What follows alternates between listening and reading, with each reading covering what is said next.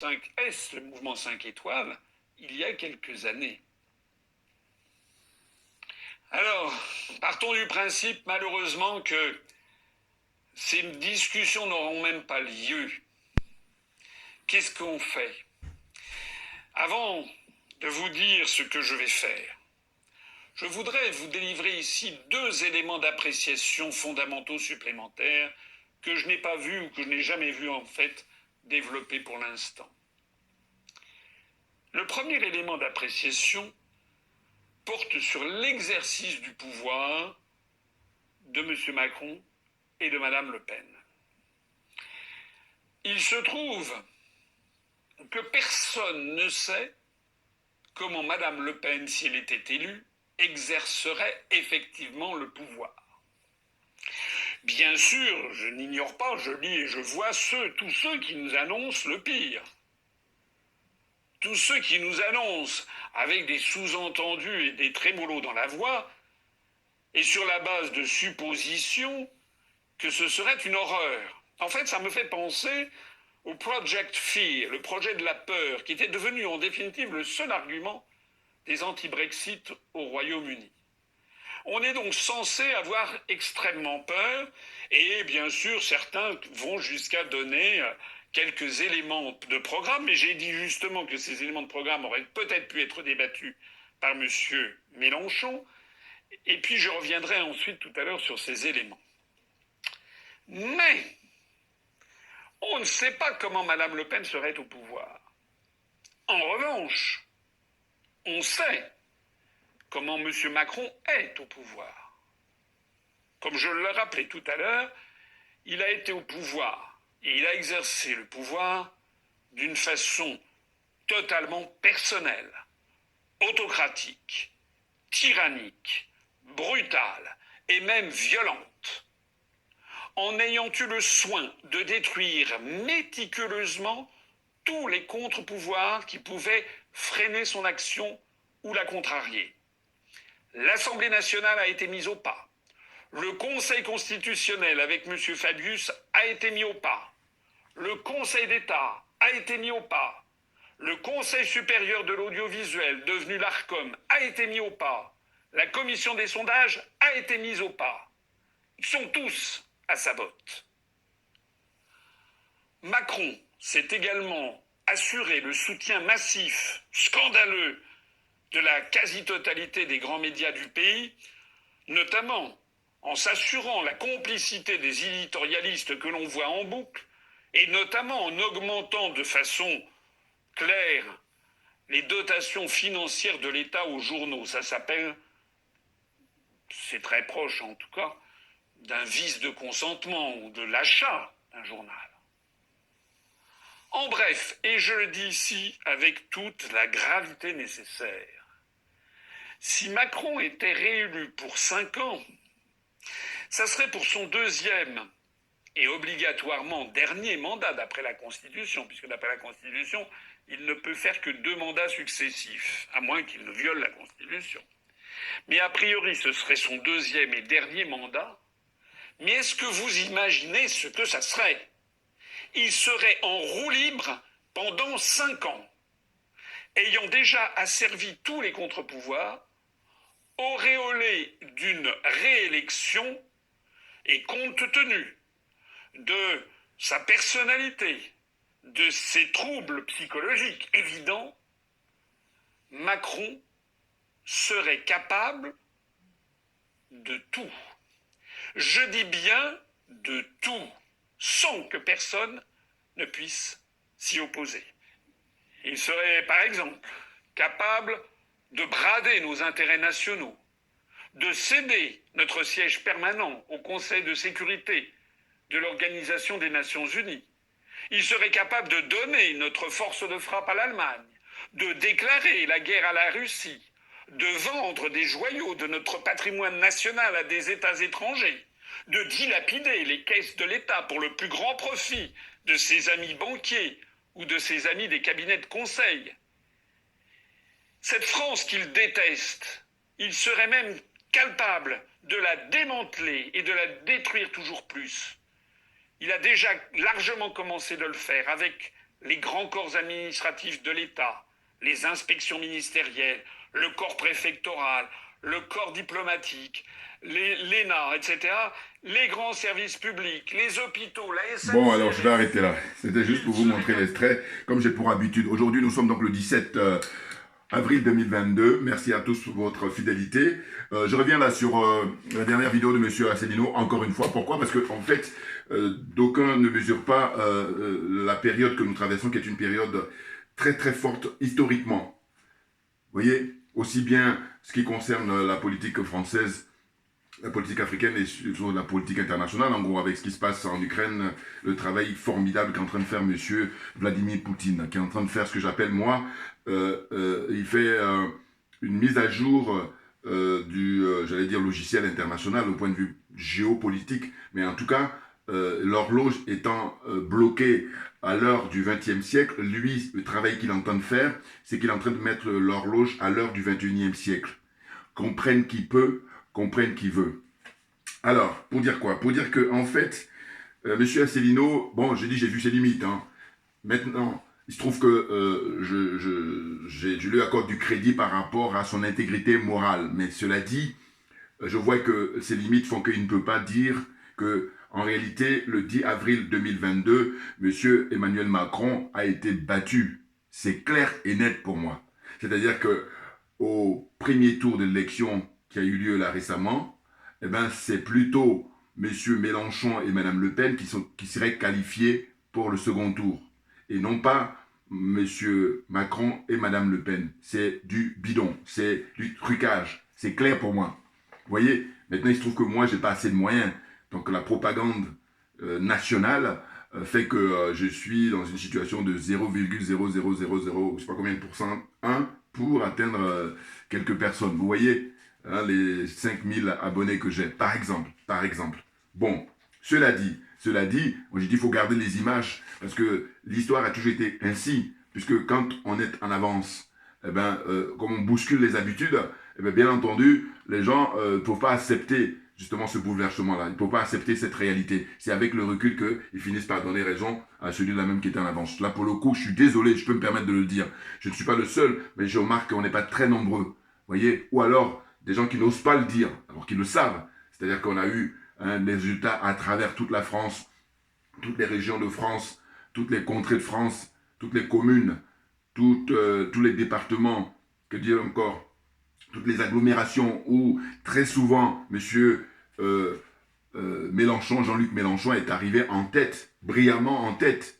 Moi, c'est vrai que j'avais appelé à ne pas voter parce que je dis c'est une mascarade que je maintiens. Et là, justement, monsieur Asselineau, dont la candidature a été écartée, je suis étonné qu'il ne continue pas à dénoncer cette escroquerie, notamment le fait que c'est monsieur Mélenchon qui est arrivé en tête. C'est clair. C'est-à-dire que je dis, au pire des cas, monsieur Mélenchon est arrivé en deuxième position. Et donc, de facto, il est admis pour concourir pour le second tour, qui est prévu pour le 24 avril 2022. Vous voyez? Donc ça veut dire que c'est soit Marine Le Pen qui aurait pris sa place, voilà, ou soit monsieur Emmanuel Macron, ce à quoi je pense pour plus fortement. Voilà, parce que je crois que, comme a dit monsieur Asselineau dans cette vidéo-là, dont je vous transmettrai le lien, vous pouvez même aller très, très vite, ceux qui sont pressés, vous tapez monsieur François Asselineau, vous allez aller sur UPR TV, sa chaîne, voilà, qui appartient depuis quelques temps, enfin en tout cas qu'il a créé, puisqu'il est ostracisé dans les différentes chaînes publiques. Voilà, donc on n'est jamais trop bien servi que par soi-même, et surtout comme on est à l'heure d'Internet, on est à l'heure des réseaux sociaux, voilà, il a créé sa chaîne pour pouvoir, comment dire, nourrir les esprits, essayer d'informer les curieux, et puis ceux qui veulent, comment dire, satisfaire, quand on dit qu'on est être humain, ben on dit on est doué de raison, on est doué de réflexion. C'est ça qui est intéressant. Vous voyez? Donc je dis que ce monsieur, eh ben, son cas, enfin, ou sa situation, son expérience, c'est ce qu'on appelle même le cas d'école. Pour le coup, quand on est dans une démocratie qui se respecte, on ne peut pas lui opposer, hein, ne pas obtenir 500 signatures. Voilà. Parce qu'il a déjà été candidat en 2017, c'est-à-dire qu'on a validé en 2017 qu'il soit candidat. On ne peut pas m'expliquer que là, entre-temps, il ne puisse plus avoir 500 signatures. Quand on sait que les 12 autres candidats, mais parmi eux, aucun n'a son intégrité morale. Aucun n'a sa culture, j'allais dire, culture générale, et puis même aussi au niveau de son parcours politique, même si c'est vrai que lui, il n'a pas eu de mandat de maire, de mandat de ministre, de mandat de, comment dire, sénateur ou de mandat de député européen. Ou... Non, en réalité, il a pu travailler avec des gens comme François Mitterrand, il a pu travailler avec des gens comme Jacques Chirac, des gens comme, comment dire, Charles Pasqua, ça, je crois qu'il n'aime pas souvent qu'on rappelle ça, alors que c'est une réalité. Bon, voilà. Mais cela dit, il y a des gens qui donnent cette image-là d'être des plus gentils, alors que c'est les pires, vous comprenez? Voilà, donc j'ai pris quelques notes pour ne pas me rappeler, enfin pour ne pas oublier comme je le dis souvent. Donc je vais faire lecture et puis quand tu fais mon commentaire au fur et à mesure. Le choix de M. Asselineau, c'est tout, mais pas Macron. Voilà, en gros, il a repris le terme de M. Jean-Luc Mélenchon qui a trahi tous les citoyens qui ont voté pour lui. Tous ceux qui lui ont accordé leur confiance le 10 avril, il les a trahis et c'est la raison pour laquelle je pense qu'il rentre dans la poubelle de l'histoire. Alors il y a un frère qui m'a envoyé un commentaire en me disant « Est-ce qu'on ne peut pas porter plainte pour dénoncer justement cette mascarade, cette escroquerie ?» Je lui dis « Mais bien entendu qu'on peut porter plainte, sauf que ça va être juste du domaine du principe. Ça va rester simplement théorique. » Pourquoi? Mais parce que la personne même qui est concernée, le candidat lui-même qui est concerné, ben, il ne parle pas du tout de magouille, il ne parle pas du tout d'irrégularité dans les votes. Donc vous comprenez que ça va être difficile. Parce que très souvent, c'est plutôt le candidat qui est le premier à dénoncer qu'il y a des irrégularités. Et c'est la raison pour laquelle il demande, par exemple, recompter les voix ou alors dire que les élections ne se sont pas passées dans des bonnes conditions. Voilà, il fait des réclamations, ce dont il a droit de par la Constitution et aussi le Code électoral. Vous comprenez? Or, il n'en est rien. Le monsieur, il est un franc-maçon de premier plan et finalement, il a apporté son soutien à son frère maçon. Voilà. Ils sont de la même obédience. D'ailleurs, ça a été précisé par M. Luc Michel, qui intervient sur Afrique Média régulièrement, qui est un géostratégien très pointu, qui a une connaissance de la géopolitique, c'est vraiment extraordinaire, voilà, et très intéressant. Le seul truc que moi je lui reproche souvent, c'est qu'il fait partie des soutiens de Guillaume Soro, et je lui dis non, Guillaume Soro, dès lors que vous le soutenez, vous perdez votre crédibilité, parce que ce monsieur, au-delà de dire qu'il a du sang sur les mains, c'est un soldat de la France-Afrique, et qu'il est urgent qu'il vide son sac, et ne pas le faire, ben, ça fait perdre du temps, et puis aussi, ça explique, en fait, justement, qu'il n'est pas clair. Voilà, bon, je continue. Donc, monsieur Mélenchon, non, monsieur François Asselineau, je disais qu'il a du tout, mais pas Macron, avant le premier tour, et idem pour le second tour, vous voyez? Et comme il dit, il a repris le slogan de monsieur Mélenchon en disant « Aucun bulletin de vote de monsieur Macron pour le second tour, aucun bulletin de vote monsieur Macron pour le 24 avril. » Voilà, donc après, le loisir, les gens qui vont aller voter, ils auront compris. Alors ça, c'est ce que j'appelle la culture d'hypocrisie qui est très connue et qui est très propre à la France. Son numéro 1 pour l'hypocrisie. Pourquoi? Mais parce qu'en fait, si c'était des anglo-saxons, ils sont directs, ou les autres pays en général. C'est-à-dire que les pays qui ont la même expérience démocratique que la France, ils disent, mais non, nous appelons à voter pour Mme Marine Le Pen, point. Et non pas dire, pas de bulletin de un tel et tout. Bon, en fait, ils s'expriment de manière implicite. Vous voyez? Voilà, c'est-à-dire il laisse deviner aux gens, alors que non, là c'est l'hypocrisie qui bat son plein. Donc ce que je disais, c'est quoi? C'est que monsieur Asselineau donc s'adressait à l'endroit de ses adhérents et ses partisans, à savoir qu'il faut éliminer purement et simplement monsieur, Emmanuel Macron. Vous voyez? Monsieur Asselineau dit, quant à lui, qu'il faut faire barrage à Macron parce que il estime que Macron, voilà, on a son bilan, alors qu'on n'a pas de bilan de Mme Marine Le Pen, par exemple, donc on verra bien. Or, moi, ce que je pense que c'est blanc, bonnet blanc, et un peu comme les gens disent aussi, les gens qui sont informés, ils disent que voilà, ils refusent d'aller voter parce qu'ils n'ont pas envie de choisir entre la peste et le choléra. Et c'est une expression qui est très connue en France. Donc voilà, ça veut tout dire. Ils ont compris, ces gens-là. Vous voyez? Donc je dénonce là cette hypocrisie à la française, c'est-à-dire qu'on appelle à voter pour Macron implicitement, voilà, c'est ce que j'ai dit tout à l'heure. Hein? Bon, ensuite, M. Asselineau, on veut en particulier à M. Mélenchon, car, dit-il, ce dernier aurait pu prendre le temps de rencontrer Mme Le Pen pour trouver un compromis face à Macron et créer un gouvernement d'union nationale. Ce qu'il appelait le CNR. C'était créé à l'époque avec le général de Gaulle en 1943. Voyez-vous, le Conseil national de la résistance. Donc lui, il milite beaucoup plus dans ce sens-là. Je dirais même que s'il avait le pouvoir, il avait les moyens, eh bien c'est ce il avait l'intention de faire. C'est de réunir tous les Français, quel que soit leur bord, de dire que le pays est en danger. Voilà, il faut prendre exemple sur ce qui s'est passé à l'époque, en 1980, en 1943 plutôt, hein, le CNR, hein, le Conseil national de la résistance. Voilà. Donc, il parle de ça, il dit... après la victoire contre Macron le 24 avril 2022. Voilà. Donc il souhaite que Marine Le Pen et puis Mélenchon ils puissent se ressaisir, surtout monsieur Mélenchon, parce que voilà, il n'est pas clair du tout, à tout point de vue. Voilà, c'est clair pour moi.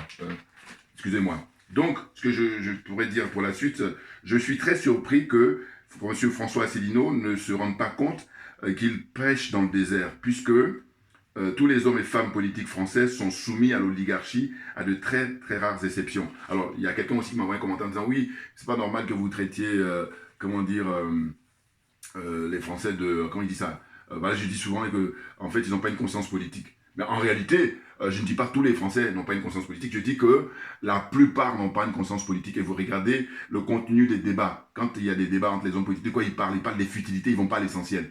Et donc, à partir du moment où on a une conscience politique, on devrait écrire aux maires, on devrait écrire aux députés, et tout ça pour leur dire, écoutez, foutez-nous la paix, parce que parlez-nous des vrais sujets. Or là, ils gobent ça hein, de par tous les médias, aussi bien audio et visuels, et puis la presse écrite. Vous voyez? Donc c'est pour ça qu'on a suffisamment d'éléments pour pouvoir le dire. Il y a quelques personnes, évidemment, qui ont une conscience politique en France, notamment les Gilets jaunes. Les Gilets jaunes, par exemple, ils ont une conscience politique, parce que leur combat, il est noble. Hein, et c'est même pour ça qu'ils payent un fort tribut. Donc les choses sont claires pour moi. Vous comprenez? Bon. Je le regrette hein, de dire qu'en fait, il y a beaucoup de Français qui n'ont pas une conscience politique naturellement, parce que s'il l'avait, on n'en serait pas là. Voilà, c'est ça que je vais dire. Vous voyez? Donc, ce que je dis ensuite, c'est... d'ailleurs, son exemple est très éloquent, dans la mesure où il a été volontairement écarté, voilà, je l'ai dit tout à l'heure, des élections présidentielles en 2022, n'ayant pas obtenu les fameuses 500 signatures. Bon, ça, je l'ai déjà dit.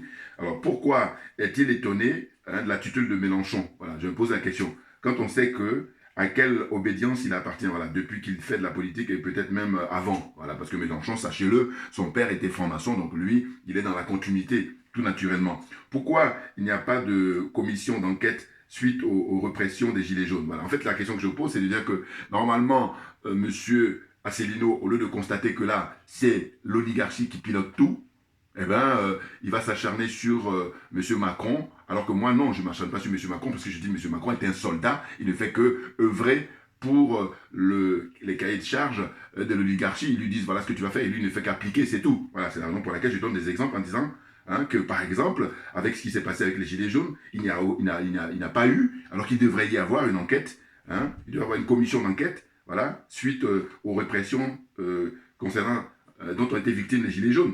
Hein, depuis plus de 3 ans pratiquement, hein, avec des conséquences très graves. Par exemple, vous avez eu plus de 11 morts, pas moins, plus de 32 éborgnés, pas moins, et des milliers de blessés et de tout genre. Hein, des personnes qui sont, comment on appelle ça, dont les droits sont bafoués, voilà, au point de remettre en cause leur citoyenneté. Vous comprenez? M. Asselineau a exigé que Macron soit traduit à l'époque, hein, voilà, déjà, à l'époque, lui, il avait demandé que M. Macron soit traduit devant la Haute Cour de justice. Et rien du tout n'a été fait. C'est-à-dire qu'il suffisait de quelques députés pour pouvoir mener cette action-là, mais rien n'a été fait. Alors que je crois qu'il avait demandé ça, on était déjà en 2000... voilà, justement, suite au traitement infligé, la répression dont a été victime les Gilets jaunes, voilà, et puis aussi les magouilles, hein, de M. Macron, il avait demandé qu'il soit traduit devant la haute cour. Et donc les parlementaires, aussi bien les députés que les sénateurs, personne, pas une seule personne, enfin si, il a dû avoir un député, je crois. Voilà, quelque chose comme ça. Mais vous vous rendez compte, sur 577 députés, il y en a un seul. C'est n'importe quoi. Autant dire que les autres, ils sont là pourquoi? Ils sont là juste pour leur confort de vie. Il faut qu'on soit d'accord là-dessus. Il faut qu'on le dise aussi, très clairement. Vous voyez? Donc ensuite, M. Asselineau a exigé que Macron soit traduit, hein, je l'ai déjà dit tout à l'heure, et il n'y a eu aucune motion de censure. Voilà, c'est ça. Il n'y a pas eu également la motion de censure. Oh, la motion de censure, c'est juste finalement pour la forme. Pourquoi? Parce que comme on sait que M. Macron est majoritaire à l'Assemblée nationale, au Palais Bourbon, eh bien, même faire des choses pour la forme, ils l'ont pas fait. C'est-à-dire qu'il est resté pendant 5 ans, je n'ai pas le souvenir, à moins que je me trompe, à moins que je m'abuse, il n'a pas eu de motion de censure, alors que c'est prévu par la Constitution française. Vous comprenez? C'est quand même étrange. Il y a des gens avant lui, hein, des présidents de la République ou des premiers ministres qui ont fait beaucoup moins que ça, qui ont eu des motions de censure, alors que M. Macron, étrangement, n'a jamais eu de motion de censure. Il suffisait que quelques députés, je crois qu'il y a un quota là, voilà, qui se constitue, et puis le groupe parlementaire dépose une motion de censure pour remettre en cause la politique générale de son gouvernement, par exemple. Or là, rien du tout. Vous voyez, donc quand je disais que beaucoup n'ont pas une conscience politique, les choses sont claires, hein, les exemples sont multiples. Il faut arrêter de perdre le temps des gens. Voilà, donc je disais ensuite que le ministre de la Justice est toujours en poste. Voilà, par exemple, l'actuel ministre de la Justice de M. Macron, eh bien, il est mis en examen, c'est un avocat. Hein. Dès qu'il a été nommé ministre, paf, il est mis en examen pour des histoires de, comment dire, conflit d'intérêts. Mais en fait, en tout cas, dans les pays qui ont l'espérance démocratique, ça ne se passe pas comme ça. Le mec, il démissionne immédiatement. Ben oui, parce que là, on n'est pas en train de parler de 5 centimes. Là. Même 5 centimes, même dans les pays nordiques, tu démissionnes. Voilà, parce qu'il est hors de question. Or, en France, c'est dans les habitudes, tranquille. Hein, Dupond-Moretti, il est en poste, il est ministre, il est garde des Sceaux, vous voyez, et le mec, il est impliqué dans les affaires. Non mais n'importe quoi. Voilà, République bananière quand tu nous tiens. Alors je me présente, Djoubian, c'est mon surnom sur le net, et je me définis comme étant accessoirement spécialiste de la France. Vous voyez, c'est une République bananière, et on a des exemples là qui se succèdent. Comment expliquer ça? Incroyable. Vous voyez? Donc je dis, monsieur Moretti, la ministre de la Justice, il devrait démissionner. Et dire ça même, c'est vraiment... c'est incroyable de le dire, alors que ça devait aller de soi. Voilà, ça devait aller de soi. Vous voyez? Alors, qu'est-ce qu'il en est, hein, qu'est-ce qu'il en est des rapports, hein, des rapports de la commission présidée par M. Jospin. Vous voyez? À l'époque, en fait, M. Hollande a demandé à M. Lionel Jospin de présider une commission pour ce qu'il a appelé la moralisation de la vie politique française. Et là, il y avait comme membre Mme Roselyne Bachelot. Et moi, à l'époque, je me suis dit, mais comment ça se fait que quelqu'un comme Mme Eva Joly, à défaut de la mettre comme présidente, puisque c'était présidé par M. Lionel Jospin, qui lui est quelqu'un d'honnête, M. Jospin. Il n'était pas très politique, il était plutôt technicien. Je crois, hein, parce que bon, en tout cas, ce qui est sûr, c'est que je crois qu'il fait partie des rares aussi à être intègre. Voilà. Je pense aussi à Bertrand de Lanoé, là. C'était des gens intègres. Voilà. Il n'y en a pas beaucoup. C'est pour ça que je numère ça. Vous voyez? Donc, cette commission-là, eh ben, ça a été mis en place, ils ont rendu un rapport. Et quand on sait qu'il y a Mme Bachelot et tout ça qui faisait partie n'importe quoi, c'est folklorique. Vous voyez? Parce que je me dis, mais des gens très qualifiés, qui ont l'expérience, hein, comment on appelle ça, de l'intégrité morale en politique, c'est Mme Eva Joly, par exemple, elle a une expérience qu'on ne peut pas contester. Pourquoi elle n'a pas fait partie de cette commission-là, par exemple? À l'époque, moi, ça m'avait choqué. Ouais, donc ça veut dire qu'en fait, ils l'ont fait juste pour la forme, ils n'ont pas fait pour le fond. Sinon, en 2022, alors que c'est une commission qui a été créée, je vous dis, avant même que Macron ne prenne le pouvoir, et donc on ne devrait plus parler des affaires, non, ça continue. Pourquoi? Parce que justement, c'est juste pour nous se moquer de moi, c'était insulter l'intelligence des gens. Et je refuse qu'on insulte mon intelligence. Voilà, c'est pour ça que je dis, faire ces vidéos-là, c'est le minimum. Vous comprenez? Bon. Donc il y a les questions portant sur la gestion de la crise sanitaire. Alors là, n'en parlons pas, là c'est vraiment la bérésina, là c'est vraiment la cerise sur le gâteau. Voilà. La manière dont a été gérée la crise sanitaire sous le 5 ans de M. Macron, c'est vraiment n'importe quoi. Et là, c'est incroyable. Avec les conséquences sur la vie des Français et sur l'économie française. Voilà. Catastrophique. Et tout ça, le mec, s'il est battu, alors on peut dire que c'est le minimum. Alors que s'il gagne, on se dit, mais tout est permis. Et puis, bon, qu'est-ce qu'on peut faire après? Parce que le mec, on a tellement de choses à lui reprocher que, voilà. Donc, mais enfin, tout est truqué, tout s'explique, voilà, ceci explique cela. Le point portant sur le scandale des cabinets de conseil, voilà, c'est arrivé après, là, récemment, McKinsey et compagnie, là. Vous voyez, il y a tout ça. D'ailleurs, certaines régions de France, hein, il y a certains présidents de région qui ont travaillé aussi avec ces cabinets de conseil, là, voilà. Mais ça, c'est des arrangements entre amis, hein, entre eux. Voilà, ils prennent l'argent public, ils donnent ça à leurs amis, hein, qui sont à la tête de ces conseils-là, hein, ces cabinets de conseil. Et puis, le pompon, c'est que, d'une part, c'est l'argent public, deux, c'est qu'ils ne payent pas des impôts. Alors là, ça déborde de partout, c'est incroyable. Donc, M. François Asselineau milite, en fait, pour une France du 19e et du 20e siècle. Voilà. Moi, je crois plutôt en l'écoutant, vous voyez, avec le conservatisme, voilà. Il est très conservateur, hein, j'observe. Les conservatifs d'un homme bien de droite. C'est un homme de droite, hein, c'est clair. Bon, il est certes plus honnête, hein, c'est clair, et intègre par rapport aux autres acteurs politiques en France, mais il reste malgré tout dans le politiquement correct. Voilà, c'est ce que je note. Puisqu'il ne remet pas en cause, c'est ce que j'ai dit tout à l'heure, les résultats du premier tour, hein, du 10 avril 2022. M. Macron a perdu dès le premier tour ces élections, et c'est donc M. Mélenchon et Marine Le Pen qui devraient être au second tour. Les choses sont claires pour moi. Vous comprenez? Voilà. Donc, que dit M. Asselineau par la suite? Il dit qu'il y a très peu voilà, c'est ça. Il dit qu'il a très peur, M. Asselineau, ce qui va se passer si jamais c'est M. Macron qui est élu. Vous voyez, qui est réélu d'une certaine façon.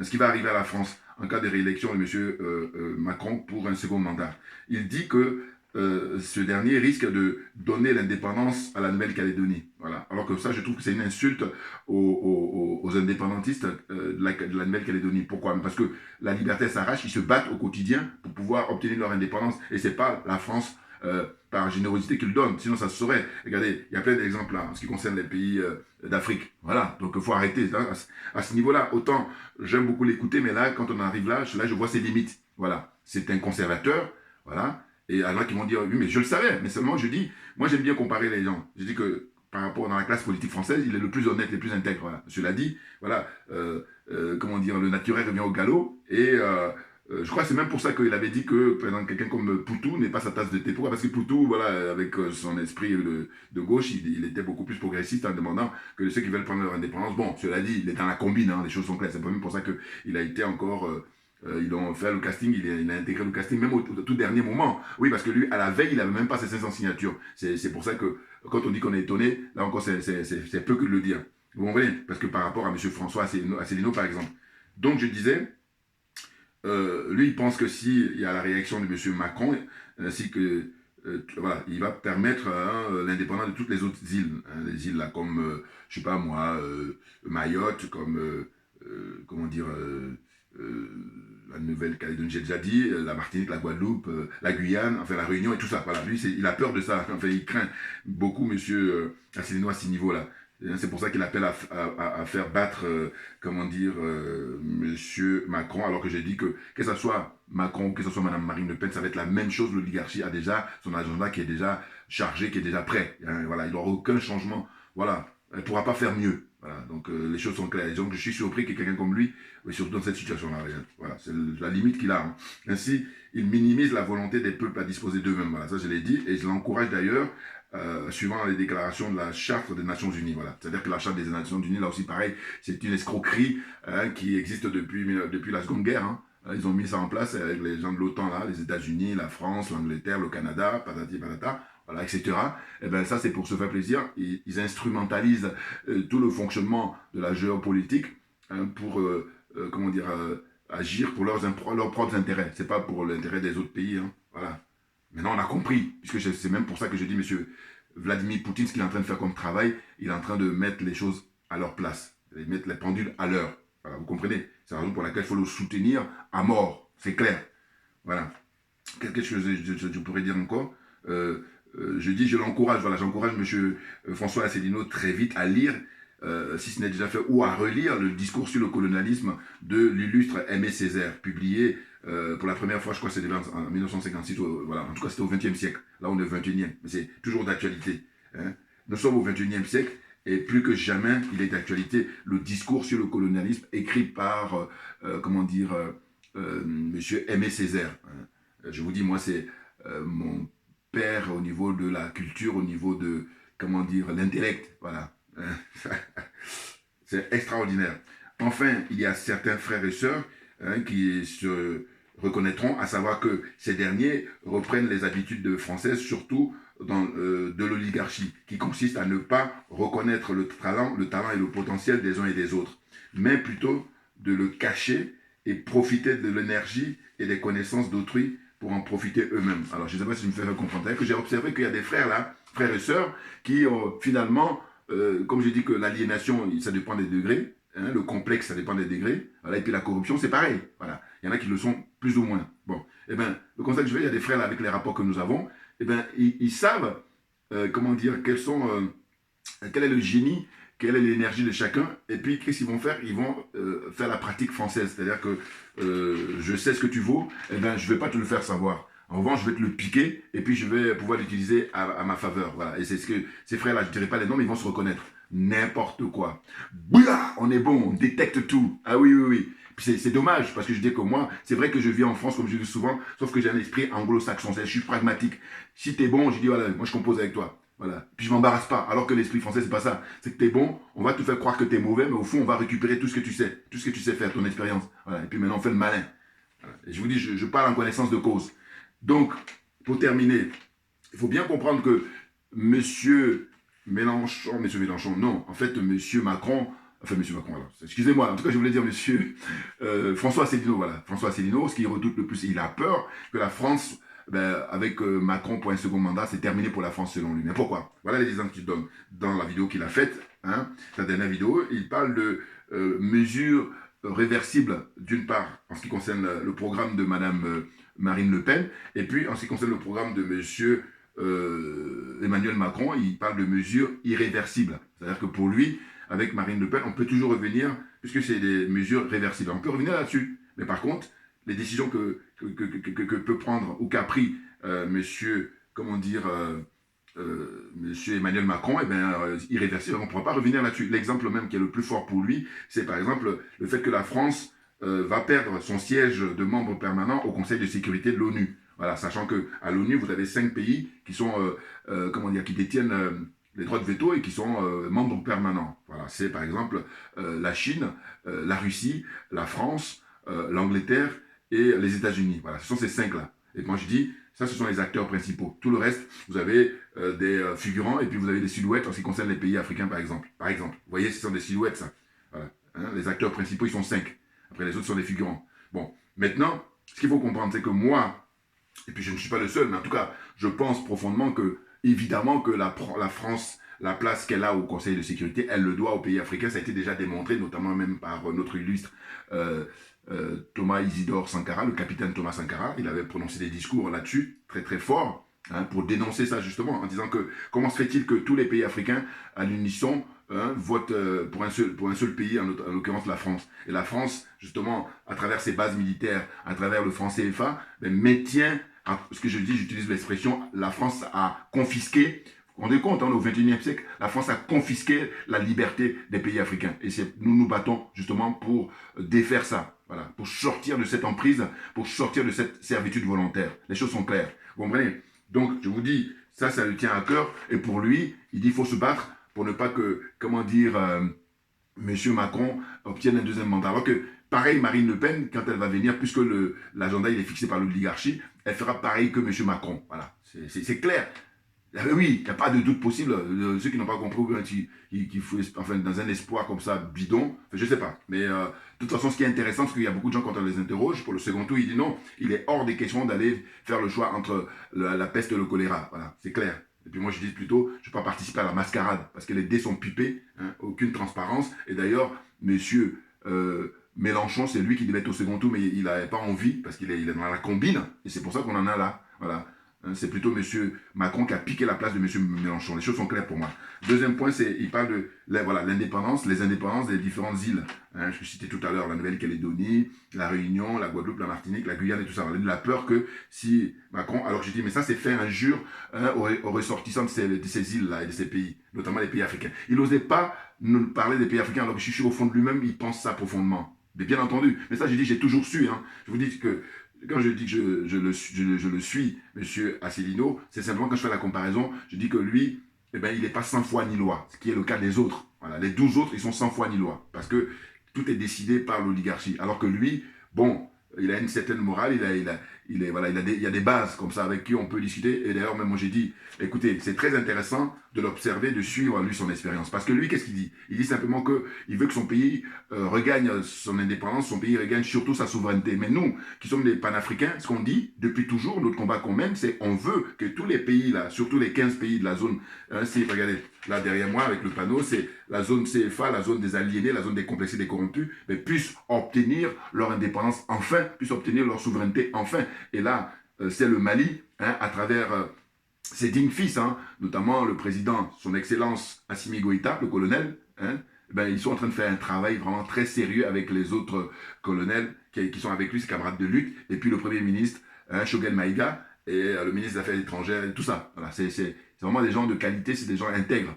Voilà. Et c'est des patriotes qui sont dans un combat très noble et très salutaire pour toute l'Afrique, hein, vous comprenez? Donc là, il se trouve qu'on est dans ce paradoxe-là avec ce monsieur Asselineau, il n'est pas le seul, mais en tout cas, lui, je crois que c'est intéressant de l'observer, de dire que, après le moment où tu demandes que tu quittes, comment on appelle ça? Il veut quitter donc l'OTAN, hein, il veut quitter aussi l'Union européenne, voilà, que la France redevienne comme elle était avant, sauf que il veut garder les pays africains toujours sous l'emprise de la France. C'est là où on a les limites. Voilà. Et c'est très intéressant parce que nous sommes dans une confrontation intellectuelle. On est d'accord. Voilà. Et c'est la raison pour laquelle je dis le débat est ouvert. Maintenant, bon, comme on dit que la liberté s'arrache, bon, on va perdre notre temps. Hein. Voilà. Parce qu'on n'a pas le temps, Assimi Goïta. On y va. Vous voyez? Donc, je dis qu'il faut respecter la volonté des peuples à disposer d'eux-mêmes. C'est écrit dans la charte de l'ONU, voilà, la charte des Nations Unies. Voilà. Et puis aussi, l'autre référence que je fais, je l'encourage à lire ou à relire le discours sur le colonialisme de Aimé Césaire. Et puis pour certains qui n'ont pas aussi connaissance de ce livre, eh bien, vous pouvez vous en procurer. C'est un petit livre, donc c'est très vite lu et c'est très riche parce qu'il a été écrit dans les années 50, fin des années 50, et puis il est d'actualité. Aujourd'hui, en 2022, c'est extraordinaire. Vous comprenez? Bon. Donc, les choses sont claires pour moi. Pour terminer, parce qu'il dit que, selon lui, Macron agit pour détruire la France. Voilà. Donc, c'est ce que je peux regretter un peu, ou beaucoup même pour ce monsieur-là, mais en même temps, je ne suis pas tout à fait surpris, parce que ce n'est pas maintenant qu'il a ces genres d'attitude. C'est-à-dire que, comme beaucoup de Français, c'est tabou. La question du CFA, c'est tabou. L'indépendance ou la souveraineté des pays africains. Voilà. Parce qu'ils sont dans une situation où ils savent très bien, ils en sont convaincus, enfin ils le savent bien, mais c'est pour ça que c'est tabou. Le fait que les pays africains, ce sont eux qui permettent à la France d'avoir l'opulence qu'elle a, d'avoir l'assise qu'elle a, d'avoir la respectabilité qu'elle a, d'avoir le siège au Conseil de sécurité, d'être un membre permanent. Voilà. Et donc, monsieur François Asselineau, il ne cache pas que à terme, la France va perdre, comment dire, ce siège-là au bénéfice de l'Union européenne, et pour ne pas dire au bénéfice de l'Allemagne, puisque l'Allemagne, c'est le pays qui est le leadership dans ce groupe de 27, là, vous comprenez? Mais nous, en tout cas, les pays africains, avec 54-55 pays, normalement, soit on quitte définitivement, comment dire, l'ONU, ce qui est beaucoup plus réaliste et plus honnête, soit on y reste, et dans ce cas-là, il faudrait qu'il y ait des pays africains qui puissent y siéger, pas en tant que figurants, mais en tant que membres permanents et détenant, comment dire, le droit de veto. Et à partir de là, ben, il n'y aurait plus les guerres qu'on constate en Afrique depuis, j'allais dire, des siècles, c'est-à-dire 20e et là encore début du 21e, et ça continue, voilà. Voilà, c'est clair, voilà. Donc là, soutien à M. Vladimir Poutine, parce qu'il fait un travail formidable, c'est-à-dire il fait le ménage, là, voilà. Il y a plein de choses qu'on n'ose pas vous dire parce qu'on a peur qu'on coupe la chaîne, mais vous pouvez aller chercher, vous allez voir, c'est clair. Parce qu'ici, ils font de la propagande, ils racontent n'importe quoi, tout, mais pas la vérité. Voilà, la raison, c'est simple. Pourquoi ils coupent, comment dire, la chaîne, les chaînes russes, notamment Sputnik, et puis surtout RT, Russian Today, RT Télévision, les chaînes russes, là, ils les ont coupé récemment, ça fait maintenant 2 mois, je crois. Mais parce que ça permet à ce qu'il y ait une seule information, c'est-à-dire la propagande à outrance. Voilà, alors que si on respecte la gens, on respecte la dignité, l'intelligence des gens, on devrait leur permettre de pouvoir s'informer de partout, et puis eux, ils feront le tri. Voilà, mais ça, quand tu dis ça, on va te dire, oui, c'est naïf et tout, alors que non, c'est pas être naïf, c'est être honnête, profondément honnête. Voilà, pour le vivre ensemble. Merci à vous tous pour votre attention. Et puis, je vous dis à très bientôt. Voilà, en tout cas, j'ai la pêche. Pourquoi? Parce qu'il faut savoir que je fais ces vidéos-là. Pour moi, c'est salutaire. Pour moi, c'est une thérapie. Voilà, sinon, on peut péter les plombs avec tout ce qu'on sait. Et puis aussi, c'est permettre de ne pas craquer justement, compte tenu de ce qu'on peut vivre aussi bien au niveau professionnel. Et puis voilà, c'est ça. Très important. Merci à vous tous. Vous pouvez me retrouver sur YouTube, vous pouvez me retrouver sur Facebook, sur VK, et puis les autres réseaux aussi. Merci bien. À très bientôt.